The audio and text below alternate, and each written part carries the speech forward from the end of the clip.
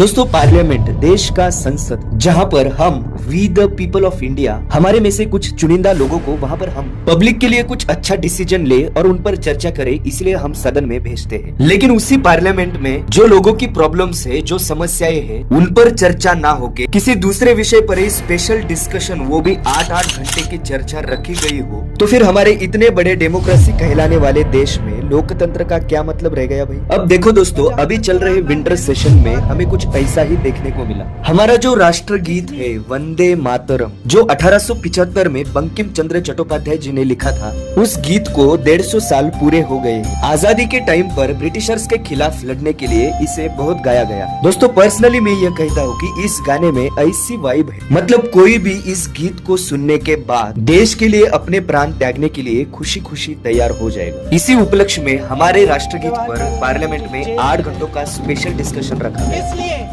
इस देश की आजादी के लिए मातरम का जब 50 वर्ष हुए तब देश गुलामी में जीने के लिए मजबूर था।